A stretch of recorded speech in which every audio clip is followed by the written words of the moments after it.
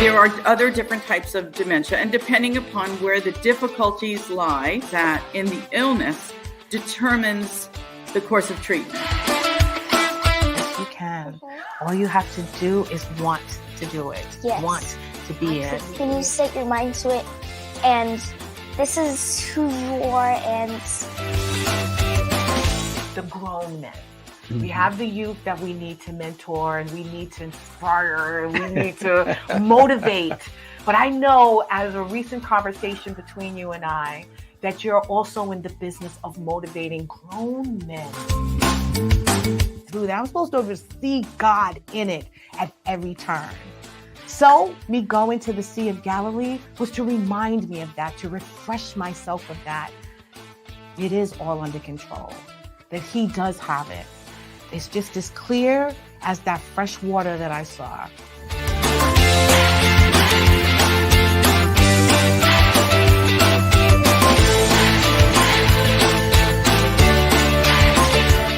You're Our Unity, hosted by LeShawn Walker, Tuesday nights, 6 p.m. EST. Welcome, everyone, to Your Our Unity, a show that wishes to spread a spirit of peace and love in the world, one conversation at a time. We want to encourage you to get ready. Get ready for what 2023 has in store for your life. Get your house in order. Take care of any problems you may have. Mend some relationship situations. Take care of yourself. Be whole with yourself before 2023 arrives. I mean, I know God has so much in store for us all. So let's make sure that we are whole, all mentally, spiritually, emotionally. Just take care of yourself. I am your host and your gift, LeShawn Walker. I'd like to welcome you into another episode. Please like, share, and follow. Let everyone know that we're on right now. Happy Hanukkah to all my Jewish friends and family out there, and Merry Christmas. Can you believe that Christmas is in a matter of days? Like, it really, truly snuck up on me this year. The days are going by so quickly, and I haven't finished or even began my Christmas shopping. So to all my friends and family out there, I'm sorry, the gift might be a little late, but I am your gift tonight, so please enjoy. I hope you guys had a wonderful weekend. The last few days have been so amazing for Your Our Unity. As I mentioned last week, and actually for the past couple of weeks, we were putting on a Santa Claus gift giveaway. And I was finally able to dash all over the north, south, east, and west in my little buggy, honoring Sandy Cabrera this holiday season, spreading joy and cheer to all the children out there. It was truly amazing. The kids, oh, those are my little Santa helpers, by the way, Sandy and I, with Tracy and her beautiful daughter, Sky, we were delivering these beautiful gifts to these grateful children. I was so happy to see their faces. I rolled up in their doorstep and I was jingling my bells. I didn't sing any songs, but I definitely had a lot of holiday cheer with me, and it was really fun. The parents were happy to see us as well, but I think I was just more happier to see the smiles on these children's faces. They were really, truly grateful for the fact that we just blessed them with a very happy Christmas. Not something that, they were expecting, but something that was sort of a surprise, and they wished and hoped for it, and we delivered. So I'm so glad that we were able to go to these different areas throughout Queens and Brooklyn and Suffolk and Nassau County, just spreading the holiday cheer in honor of Sandy Cabrera. And honestly, I can't wait to do it next year. I'm so serious. And I also want to thank everyone who contributed and donated to the children's wish list and adopted a family. Again, it was a wonderful event. It was a lot of work, I'm not going to lie. And I think I mentioned that last week, but it was so worth it. And I encourage you guys out there to give back in some capacity. There are so many families that are going through something this time of year. And those are the families that we actually touched. Families that were dealing with unforeseen circumstances, some type of challenge or hardship. And unfortunately, their children probably saw it and didn't know, how they were going to deal with Christmas, or even if they were going to have one. So I'm so glad that we were able to just give a little something to them so that they can celebrate this season right. So also I went to VSPC the next day, my church, Valley Stream Presbyterian Church, and we gave away gifts to the beautiful children who attend Sunday service every single week. We challenged them with asking them what they want to see in the progression of the church, what changes or what ideas do they have. And in that, we also shared with them our love, and we also gave them some wonderful, wonderful gifts. So it was a weekend just full of giving, and I enjoyed every single minute of it. I'm exhausted, actually, because I'm not done. As I mentioned, I have a lot of gift giving that I still must do. So tell me what you guys are up to. Did you finish your gift list, or do you, like I, have to do some shopping on Christmas Eve? As I mentioned about these kids, they ranged in ages from little babies to 14, 15, 17-year-olds. I saw so much light in these kids and seeing their hopes through their eyes. And I just saw, honestly, future leaders before me. Future leaders that understood what the gift of giving was and what serving is. And so in the spirit of leaders and leadership, I wanted to introduce you to a young man who is doing that in his community, giving back and serving in every capacity. He is a new generation of leaders that we so desperately need to be the voice for our communities. And he has truly, honestly impressed me in the short time that I've known him. So the title of the show today is Leaders of the New School. And we're going to be talking to Amaru Jones. Amaru Jones is a 24-year-old community leader from Suffolk County, New York. After graduating SUNY Cortland with a degree in political science and African studies, Amaru became a world history teacher at Success Academy Charter School. Amaru loved pouring knowledge into the youth and learned from a young age how important and powerful education is. So much so that he decided to embark on another journey in hopes of making a bigger impact on his community. He currently serves as a legislative aide for the Suffolk County Legislature, where he learned a lot about the political process and how it affects his community. Amaru and his childhood friends created Leaders of the New School, an organization designed to provide empowerment programs to enhance the youth afflicted by the inequalities of economic, social, and political injustice. As president, Amaru is inspired and motivated by his team and the community every day, and is thankful for the opportunity to serve. Dedicated to his dreams, Amaru is working diligently to become a councilman for the township of Huntington. He knows how important local politics is to the government and strives to put the right people in office so that the needs of the community are met. He is here to share why we can all be leaders in our community. Please help me welcome Mr. Amaru Jones. How are you, sir? How you doing? I'm doing wonderful. Thank you for being here. Absolutely. It's a blessing. Aw, thank you. I appreciate it. I appreciate it. This man is, as I mentioned, truly amazing, doing big things, affecting change in his town, and probably saw these things that are needed at a young age. Am I right? Yes. I always gravitated towards politics and education as well. Mhm. It kind of was always something that's been a part of me. My mom had a nonprofit organization growing up in North Carolina, Right. as well as a lot of the individuals I was around. Right. A lot of my mentors and a lot of the people I still look up to this day have been working in politics, and the people that I've grown to know in the education field sphere Mm-hmm. has definitely helped me become a lot better with a lot of things that are going on. And Yeah. blending the two was probably one of the best decisions I've ever made. Oh, that is wonderful. I'm so impressed with that, especially at 24 years old. But now I understand. I mean, knowing your mom had an organization when you were younger. Tell us a little about your childhood. I understand that you lived here in Long Island for a short time and then you moved to North Carolina. Tell us about your upbringing. Yes. So for most of my life, well, I could say like literally half of my life, I lived in Fayetteville, North Carolina. It's an army-based town. Nothing to do. For the most part, the only thing you could do down there is get in trouble. But my mom was a very strict woman, and I had an older brother as well that kind of kept me on the right path. Always kept me either doing sports or just focusing a lot on my education. Right. And a lot of my friends to this day always. It's always a place that I can always connect to never forget where I come from. Wow. And then eventually I moved up back to Long Island where my mom is originally from. Right. And we started the whole building here, and I've been here ever since. Wow.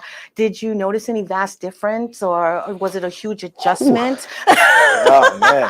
Coming from North Carolina back to New York, especially at that time of your life? Yes, there was definitely times when, a lot of people always say like being down south is a lot slower than New York. Yes. And, even in education, I was a lot of times when I first got out here, I was a little behind a little bit for a lot of the things that we were learning. Wow. And I had to like catch back up. It kind of put me in a very like weird state, like when I was like 12 years old, because it made me realize that what I truly wanted to do, I had to like work hard and get it. Wow. Because my mom, she didn't think that was a good enough excuse at all. So I'm glad that she actually was like hard on me, like your potential, you don't even see it, just keep on working. Yeah. And eventually, just like everything in life, once you just keep doing the right things and never skip any steps in the process, it will eventually help you out in the long run. Yeah. And eventually it did. That's truly amazing. So here, I know when you came back, you were, an athlete. You played football. I believe you played basketball as well. Yeah. So I played football for Huntington High School as well as track. Huntington High School. I kind of stopped playing basketball early in my high school career.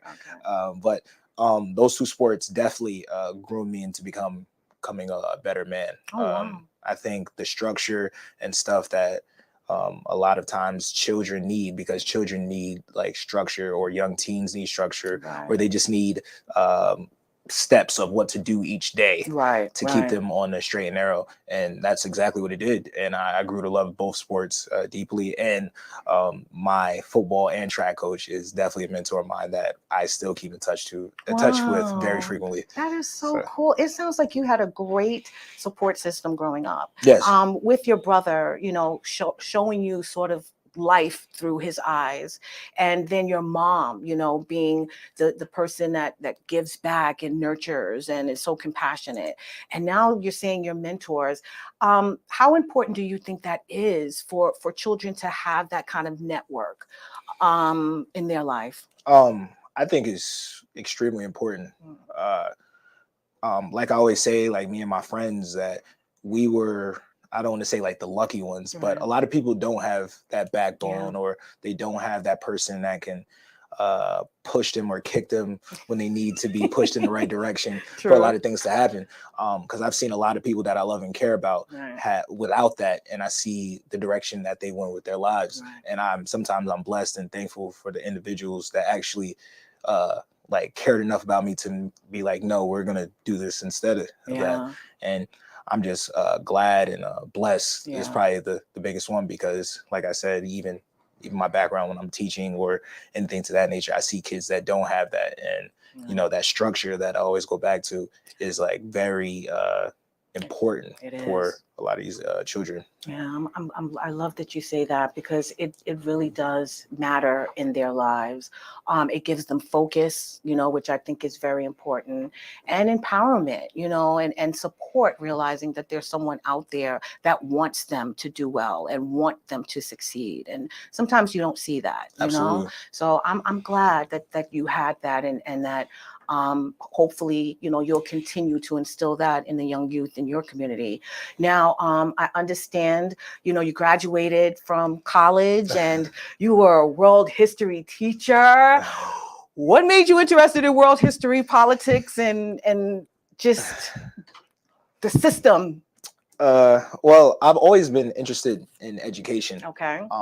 My first dream, I always wanted to be a U.S. history teacher. Oh, wow. That was like the biggest thing that I wanted to do. I know the importance of a good teacher. Right. Like I always say, to any person, you can ask anyone in the world from all different corners of the world. Right. Everyone knows their favorite teacher and everyone knows their worst teacher. Yes. And Okay. shows how important education plays a role on everyday life, as well as those individuals. Right. Because sometimes that good teacher can actually change the whole outlook of a scholar's view on education or life. Yes. So I knew the importance of that at a very young age, especially once I graduated. So I wanted to go into the education field until I had a class my freshman year, and James D. Boothman, politics, 101 U.S. politics. Right. And he knew, I guess he saw the potential in me and knew how much I was interested in politics. And he put me into a senior seminar class my freshman year. And that eye-opening, was it? it was a very eye-opening experience, but I knew that I could complete the work. Okay. And I knew that politics is something that I wanted to be a part of. Okay. And I always knew, and I felt like he stressed the importance to me on why politics should be in everyday life. Right. And once I started listening to him and started doing my own research on what certain things I want to change in my community, and it made it a lot easier. Right. It made it a lot easier to connect with a lot of the issues or problems of the world, as well as my township, Huntington. I see. So what was it that he saw in you? Were you asking questions? I mean, obviously, like you said, you've always been into education. Obviously, that was very important to you. But what about you did he see that made him know that you would do well in this particular field? I wish I knew. I think. Were you inquisitive, asking a lot of questions? Were you passionate about certain issues? Yes. Okay. All right. Yes. I was extremely passionate about just like education, like politics. Okay. And I knew that there's certain things of like trade school and vocational education, always knew was important to me. And I knew that intelligence is extremely subjective. Right. And I knew that people could be intelligent in everything. Yes. I always say, like, athletes are extremely intelligent in basketball because of how quick they think, or any sport to that nature. Or a young lady may be intelligent in doing arts because they see things that no one else can see. Right. So I kind of knew that at a young age, that intelligence is extremely subjective. So how can we put kids in better places to achieve those dreams? Right. Because like I said, like Algebra 2 trig may be important to somebody else, but it's not important to everyone. Yes, absolutely.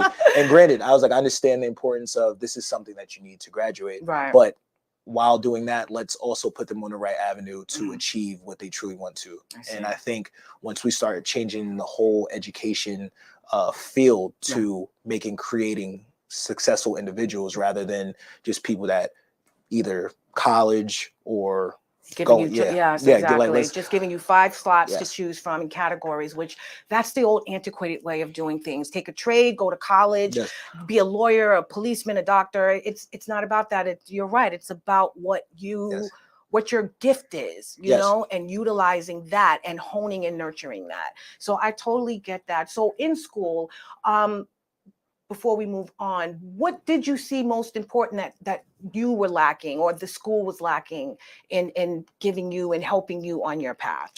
I wouldn't necessarily say it was lacking for myself, because like I said, I always had like a great foundation, but like I said, I'm also lucky as well. Yeah. And I've seen a lot of individuals that will come to school and wouldn't say they could be going through a lot mentally. Right. And I've seen sometimes you couldn't really connect with certain, I don't want to say like individuals, but it's a big disconnect between a lot of like mental health awareness Well, and definitely. things to that Yes. nature. And we have to start making kids like comfortable with Mhm. speaking about these topics. Yes. And I kind of seen that with like throughout my high school, seen it throughout middle school, seen it from when I was teaching children. And once you let a child or a scholar get more comfortable with you, Mhm. they will be more easier Yes. to deal with, or Yes. they'll definitely love to listen to you a lot more. They'll take your word Yeah. a lot more. They'll trust you. Exactly. And once they come to your classroom, they'll want to put a little bit more effort just because of the individual you are. Right. And I think once we start teaching kids that, Mhm. it could be a lot easier. But that was just like one example. Would be like mental health, Right. trade schools being looked down on. Right. A lot of people used to look down at like the BOCES or Yes, they anything did. Yes. to that school, but not knowing that once they go to this school, they can become very successful in a Exactly. place like Long Island where small businesses Right. run everything. Exactly. And And entrepreneurs are born daily. You're yes, absolutely right. You're absolutely. absolutely right.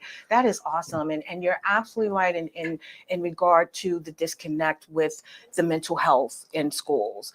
You know, I used to say that some teachers are just babysitters, you know, Yes. but the kids are also not sharing. And I'm sure there are a lot of parents that, you know, telling their kids, you don't tell what's going on at home, and you know, all of these things. So they're bearing the brunt of that, and it's a lot to deal with, and so they act out in different ways. So you're absolutely right. If they had that type of relationship with, you know, a counselor or a teacher or a guidance counselor or something to that degree, I think it would be easier to kind of deal with them, because you're understanding what they're contending with on a daily basis. Absolutely. I was shocked to find out that there's so many kids that are coming to school that haven't eaten, and you know, scared to ask for breakfast, and you know, it's a lot of work that needs to be done. But I'm so Yes. glad that you're now putting yourself in that position Yes. to make those changes. Well, that's awesome. So how did you like teaching? I loved it. You did? Teaching is probably one of the most rewarding experiences I think Mhm. I've ever had in my entire life. Wow. It humbled me Mhm. in ways that cannot imagine. Just hearing stories of children or seeing a lot of myself in certain children, Yeah. it kind of shows you that sometimes, especially in certain neighborhoods, there could be a cycle Mhm. that goes on, but someone has to kind of stop that cycle. Yeah. And I think with a teacher, you very much so can Yes. stop it, especially a Yes. teacher that can connect with their children. Yeah. So teaching was extremely rewarding. Wow. Yeah, I was like, it was like, you know, I see thinking that of- smile. I yeah. know it was. That's awesome. I Yes. know you really didn't even want to leave, you know, to Yes. pursue your next dream. But I know that, you know, there's levels to what you want to accomplish. Yes. And you're trying to just plant seeds in the different places that you're going right now. So I'm glad that you were able to impart, you know, something to these young minds. Let me ask you, I asked my guest last week, and I guess I'm going to ask you this because you're 24. I'm still shocked about that. But did you see who you would be today, back then, when you were that kid sitting in that classroom? Did you ever imagine the path that you would be on right now? I think that's a really great question. In a way, I think I did. Okay. Like just a lot of the situations that was happening around me, and just the people that I was like, maybe not, I don't want to say like destiny or looking up into. Right. It kind of played like an extreme role in my life. Like I said, my mother was also a Head Start teacher as well as like a nonprofit organization leader, and those things that I didn't really notice at a young age until I get older. And I'm like starting to think to myself, like, was I always connected that way with her?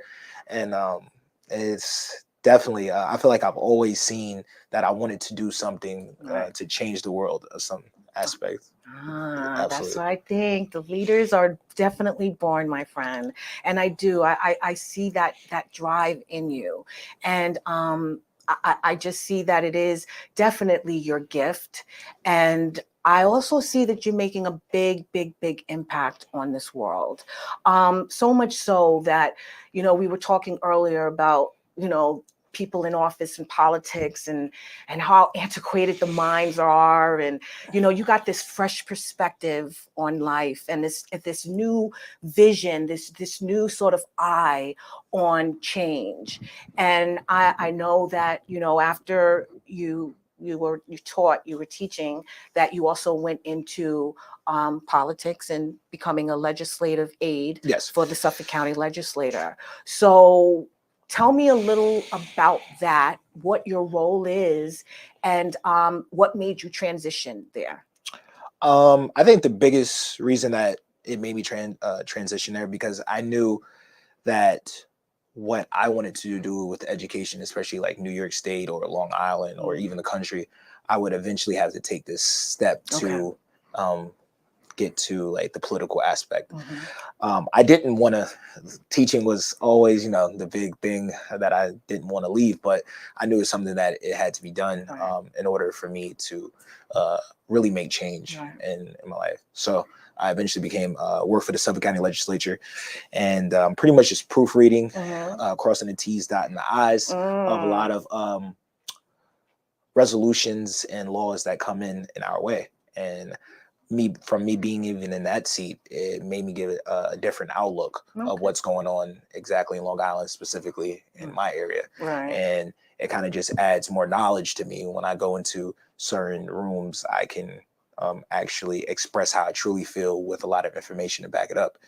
And I'm completely blessed for that opportunity to be in those seats and listening to a lot of the people that are above me in that way.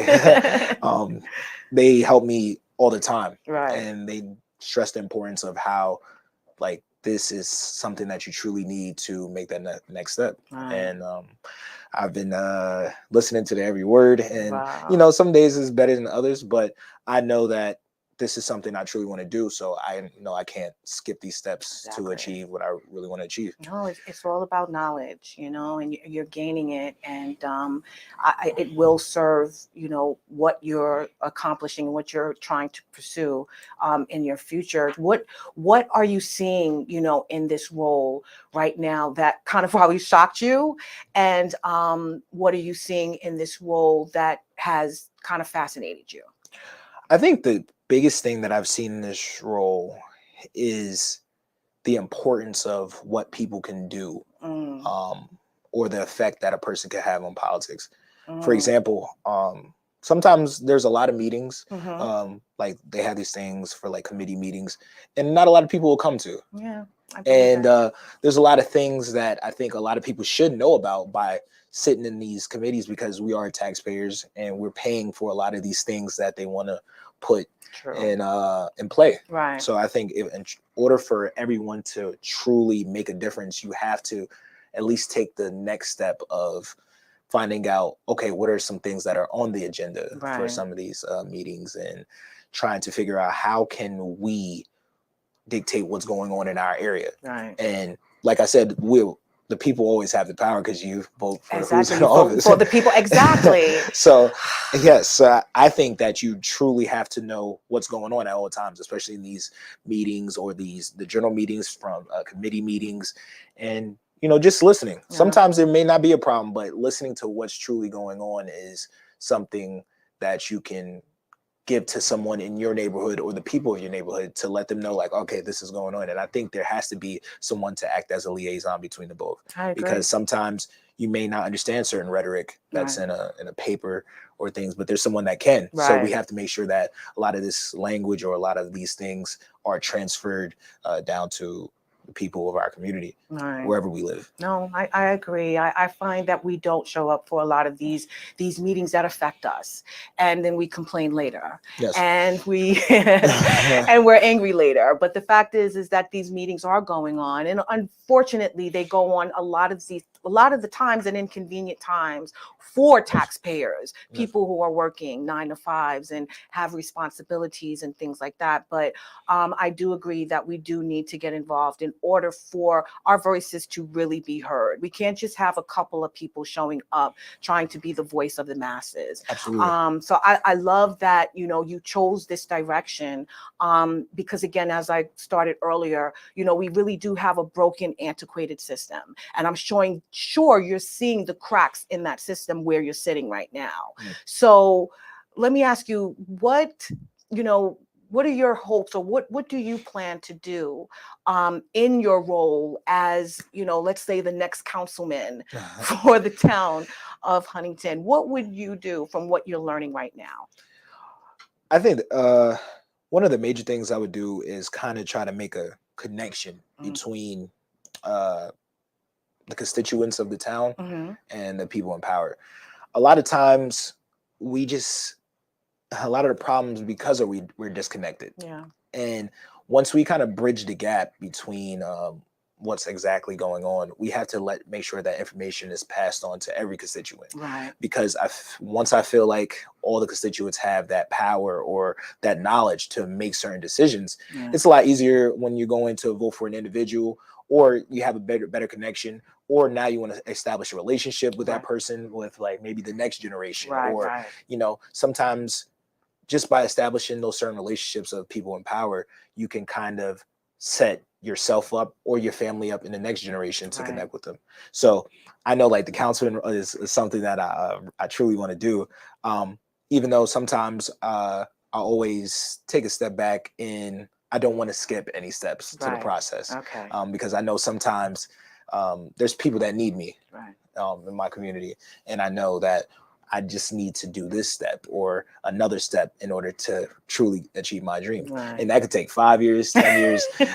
Sometimes I got to realize I'm young myself. Yes, so, you do have time, but still, at least it's on your radar. Absolutely. And I'm sure in the process, there will be quite a few steps that you're going to skip only because of the information that you're gaining right now. And people are going to see that they can just bring you along, no matter where you are at the moment. Well, I know that you're a new generation of this change that the world needs. Yes. And you formed an organization with some of your childhood friends. And that is honestly the name of the title, which is the Leaders of the New School, which is the name of your organization. Yes. I want to get to a quick video real quick of the organization, and then I want you to tell us a little about it. All right? Yes. Thank you. Let's roll it.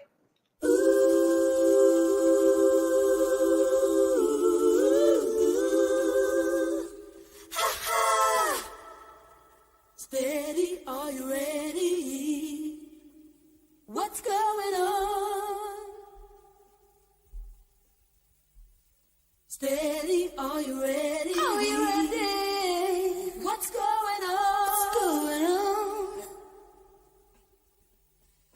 Cold, fresh air. Feel the melody that's in the air. I'm down, take a look around. What's going down? However do you want me? However do you need me? However do you want me? However do you need me? However do you want me? However do you need me? However do you want me? However do you need me? Steady, are you ready? Are you ready? What's going on? Steady, are you ready? Are you ready? What's going on? Tell me what's going on. Cold, fresh air. Feel the melody that's in the air. Oh, yeah. I'm down, take a look around. Oh, it's slow now. However do you want me? However do you need me? However do you want me? However do you need me? However do you want me? However do you need me? Oh my God, that was a serious video, my friend. I love it. So, Leaders of the New School, an organization about empowering our community, our youth. Tell me about it. How did it come about? We started In 2020, Mhm. in about June, we responded to the killings of George Floyd, Mhm. and then we had a march throughout our town, a very peaceful one. A lot of people in our town actually was in support of what we were trying to do. Uh, but then a certain restaurant owner didn't feel the same way about it, and he said certain comments that, it was very ignorant remarks, but we kind of responded in an even more peaceful way. And once we did that, we kind of looked at each other and was like, maybe we should start an organization to make sure that these things don't happen anymore. Right. And we want to make sure that we're connected to the youth any type of way, and either socially, politically, or economically. And Right. whatever the youth needs, we Right. want to act as that resource. I love that. And once we did that, we started, just hitting the ground running, started meeting with local officials, police commissioners, councilmen, councilwomen, legislators, assemblymen. Wow. And it was well, still is Yeah. very beautiful. Sometimes I even catch myself Right. a little bit, because some of the things that we're doing is kind of like mind blowing, and take a step back a Right. little bit. Oh, I love it. I really, truly do. And it's clear that you have a great team around you. And the fact that you're trying to bridge the gap, because obviously if you had those voices out there that there was some opposition to what you're doing, that means there needs to be work done there in the community.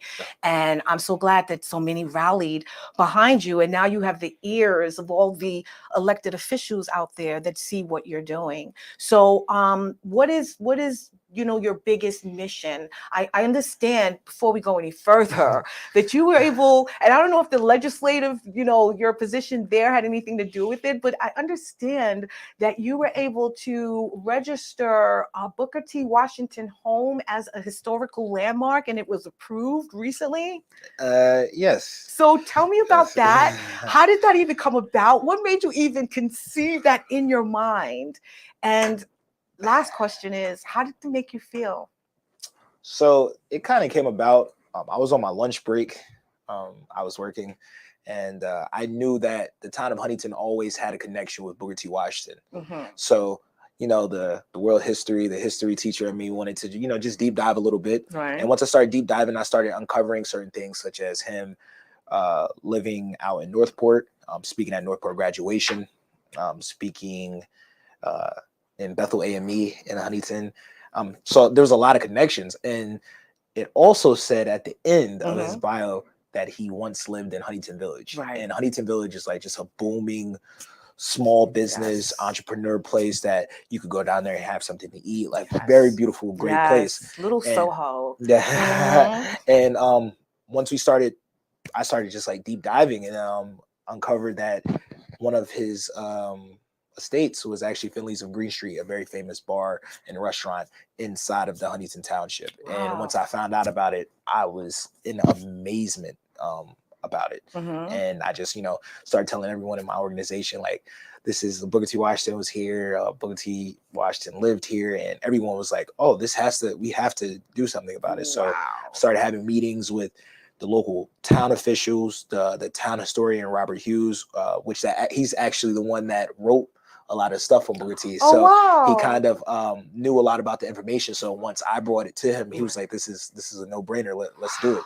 And I even contacted one of the descendants of Booker T. Washington, and we had an entire conversation that was really, really eye-opening and humbling.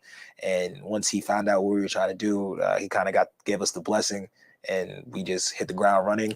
And then in November, we kind of unveiled the historical marker. I love it. I love it. I think we got a picture or two, Bobby, of him and the group of people at that ceremony. It was actually done. Was it on the day that he passed away, November 5th? Did you choose that day purposely? Yes. Oh, that's awesome. Yes. That is really, really awesome. Yes. So the marker is there, and basically everybody that walks by this bar will see Booker T. Washington's name now on the bar. I'm going to visit that bar this weekend.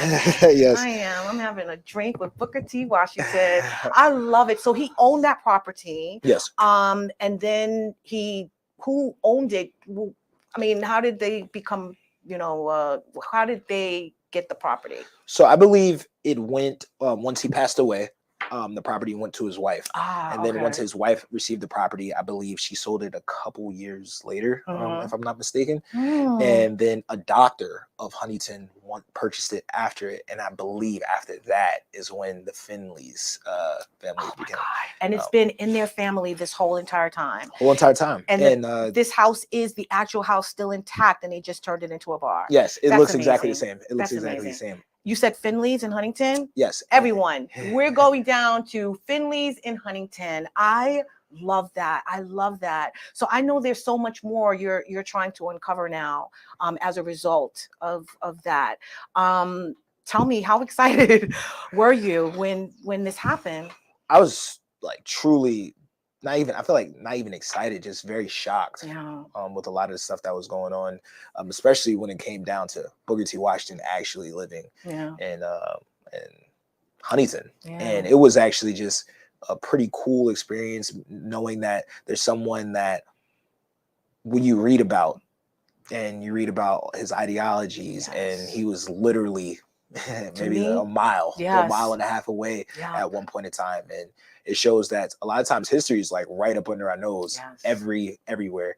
And with history like this, it has to be shown. In order for people in certain areas to really know that, oh, Booker T. Washington could do it, so can I. And I think that's one of the major reasons why I wanted his history to be unveiled, because a lot of times, a lot of young Black and brown children, we see a lot of these important people only in textbooks or only in books or only in movies. And a person like Booker T. Washington, I think people don't stress how important he actually was in a certain time period. And I want those little scholars or those kids from my neighborhood to actually look and see like, oh, there's a person that looks just like me that can do it, so can I. And I think that's what I was truly pushing for that, because I know the importance of seeing someone that looks exactly like you or has the same cultural background as you, and it gives you a little bit more oomph to do what you want to do with your life. No, I totally get it. It's like that possibility is so much closer now, and I love that. I mean, honestly, listening and talking to you, you're like a young Booker T, my friend. I mean, your ideology and your thoughts, on Black people, and what we need, and especially the youth. The education is key, and he was a huge proponent of that, and entrepreneurship, and furthering yourself in that way so that you can sort of overcome these injustices, so to speak. Leaders of the new school, I know you got a great team. Tell me quickly about your team and who they are and how they contribute to this amazing organization. So I wanted to personally, we have April, that's our social media manager. We have Danielle, that's our event coordinator. Also, Dose of DNA is her brand, her entire identity that makes her who she is, and she has been such a blessing to us. My treasurer, Kenny Charles, he's great with finances. My vice president, Randy Paul, paralegal. He's I call him the connector of dots. He always knows somebody that we need to know, and he's always setting up these things in motion. And he's kind of the person that gives the oomph with a lot of stuff. My brother, Amaru Jones, he acts as the liaison between the Huntington School District. So, so he speaks to a lot of people inside of the Huntington School District of what certain kids need, and comes back to our organization. And he's been remarkable in that field or that way. Gary Harris is actually the South Huntington School District liaison, and he connects with a lot of people of the school district to connect in that way. And Tyrese Betts, he's also a lot of the youth coordinator that I like, and he's always been connected with a lot of the children of the community because he's always been working out with them, because he was once a great athlete for the South Huntington School District. So he wants to make sure that the kids that are going to school for athletics are also doing great in the classroom as well as on the field. I think that's been the most important part, as well as we have a couple of mentors as well. Dana Beard, been a phenomenal mentor. She's like the push. Lauren Breland is also, I call her just the ultra push. She's gonna give just the straight up of what it needs to be. And Ron Wilson, my track and football coach, and he's the person that just gives us the camaraderie for us to always be together. No one to like break us up, make it this like a legit family, and it has worked beautifully. I love that. Beautifully. I love that. Yes. I love, and I'm hearing just so many diverse people from diverse areas of commerce and business, and you all coming together still on one accord and one mission. Yes. And I think that's going to help so many people, because you're going to be hitting so many people in so many different areas. That is truly awesome. I love, the idea of what you're doing, and the fact that you're this new voice for this generation, which we so desperately need. Tell me, what are your hopes for the future? What do you hope to see real change happen here? No. Yes. I think we just have to take certain steps in the right direction. There's a lot of stuff that can't happen overnight. And True. I do understand, just from me being in just the political realm, that there's not going to be things that happen overnight. Right. There's going to be people that want to do certain things on their agenda that they want to push across, which is, I think that's the reason that you got in office, because there were people that voted for you that think the exact same way. Right. So in my mind, I think we have to kind of make sure that these people that we're voting or voting for, actually we believe what they're saying. Right. Like they align with our values, they align with our morals. And I think once that step happens, then we can start making the next steps to okay, how should our education field, voting on school boards, a lot of people will overlook that election all the time, but these are the people that control your education tax, as well as what your children are learning. Yes, and, the resources and the tools and everything. Yes. Yeah. And I know just the importance of what those individuals are talking about when they're going into these meetings, and we need that. Right. We need to be in those rooms. We need to be voting for individuals that reflect our values and our morals. And once that happens, things become a lot easier, because you could just who to go to, and it kind of makes your everyday life a lot easier. Yeah. Just in the simple form. No, you're absolutely right. You're absolutely right. And they're actually supposed to be in that position for that reason, for your life to be easier. You're not supposed to think about anything but coming home, providing for your family, and just being happy, And so I love that you said that. Back to leaders of the new school. What would you like, the viewers and everyone out there to know about leaders of the new school and what you stand for and believe in? I think the major thing that we really want other people to know is that we are literally just here to help. Sometimes we get, even just people, especially like in the political or, organizational space, that it's like a competition. Yeah. And it's not that with us. I truly want to change the dynamic of how my neighborhood looks or the area that I live in. I know the importance of having certain resources that we need, from building up a basketball court in our park, or giving scholarships to kids that are going to college. I truly want to just help the people of my community, and just showing that it's not a competition. And I think that's what we're really pushing and really trying to push, so that if someone else in the organization is doing something well, we'll repost it. We love to know that there are more people that want to change. I got in this field, as well as my peers, as well as the people in my group, because we just want to change of how certain things look. And sometimes it doesn't even take a lot of effort. It just shows who cares a little more. And I think that's what we really want people to know, is that we're truly here to help, especially myself, that I just want to help. Yes, I love that. I really, really love that. And partnerships and support is really, really important and needed. It's just one extra person that can change the trajectory of every goal, every focus, everything that you're wishing to change and see happen in the world. So I love that. I love that, the mission is to help, and in any capacity that is, I think that is admirable, because it's a lot of people that we want to serve and help. But if you put it out there, the right people will join in with you, and it won't be so much of a labor, you know? So I love that. So what keeps you inspired? What inspires you daily to keep going in this path? I think I have like a lot of inspirations. The people with my organization inspire me.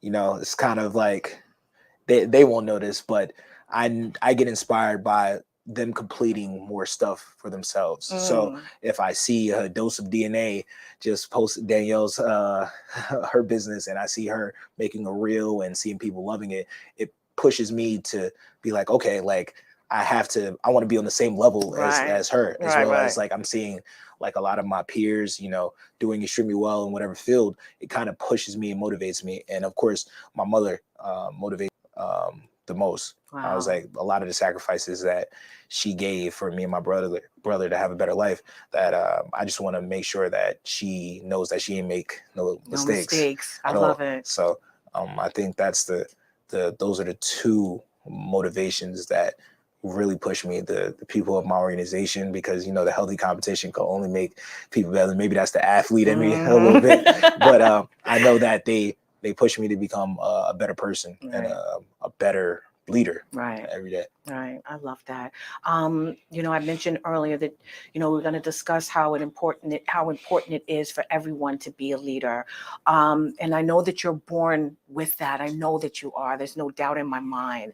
But how can we, the average person, just, you know, sitting on your couch, like you said, you know, not showing up to these meetings, not doing the work, how can the average person, from your perspective, become a leader? I think the average person become a leader just by do what you want to do, but make sure it's positive.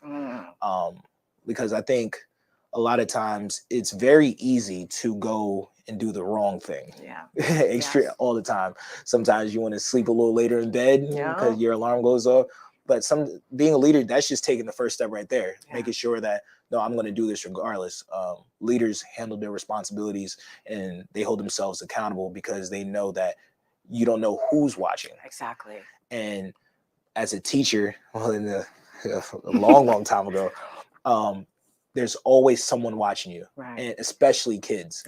And kids can pick up everything that you're doing, and they can even pick up a lot of the good things that you're doing just by them just being around you, and you just being a stand-up or a stand-up individual. And I think it's the same thing with people. A lot of times you want to become a leader, you have to just make sure that you're doing the first step to hold yourself accountable and lead by example, and do what you truly want to do. Don't let anyone influence what you want to do. I love that. And that's so right. Oh my God, Amaru, it has been such a delight to have you on the show. I don't even want to go because there's so much more I'm sure we could talk about. But real quick, before we end, what would you like to share with the viewers? What's on your heart? You know, I think the biggest thing that I wanted to share, just going back and touching to that topic of education.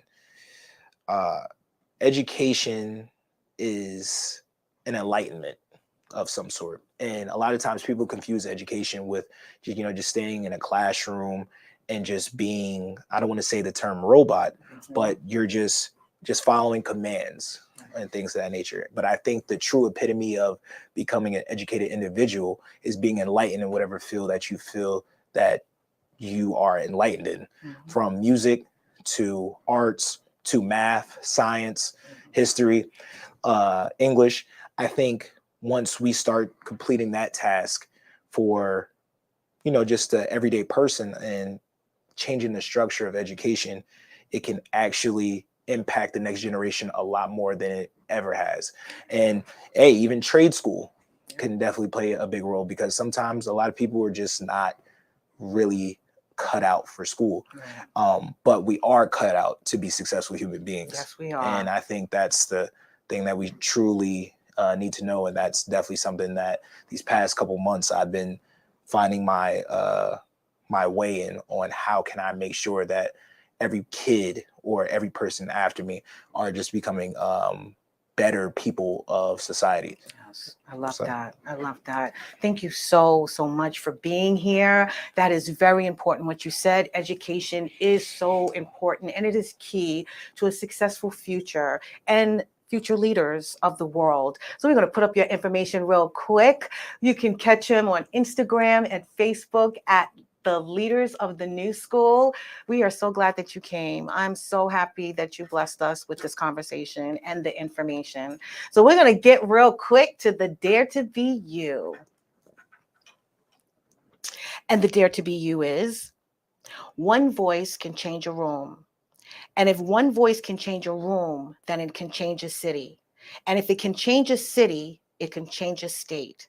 And if it can change a state, it can change a nation. And if it can change a nation, it can change the world. Your voice can change the world. And that's exactly what my friend here, Amaru, is doing. And I hope inspiring others out there to believe as well that your voice matters, that your voice can be heard, that your voice can change the world. Go out there and actually say something, be a part of something, give back in some way, serve in some capacity, empower your community, show up for these meetings, do the things that are needed to ensure that the next generation will have a better future. I thank you so much, Yes, Amaru, thank for you. being here. Thank you. No problem. All right, guys, we are going to see you next week. But before I go, I want to wish everyone a Merry, Merry, Merry Christmas, an abundantly blessed and happy New Year 2023. This has been an amazing year. I probably will be here next Tuesday, but in the event that I am not, because I'm out celebrating Christmas and New Year's and all that, I just want everyone to just use this opportunity, this next couple of weeks, to really, really clean out whatever garbage you have going on in your life and prepare for the beauty that is about to be rained upon you.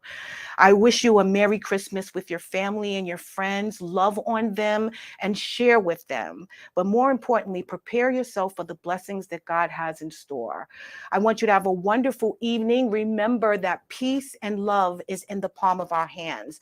We will or we will not see you next week on Your Unity, but regardless, I love you and you have a wonderful week and we'll see you soon. Say good night, Amaru. He's got to say good night. Peace.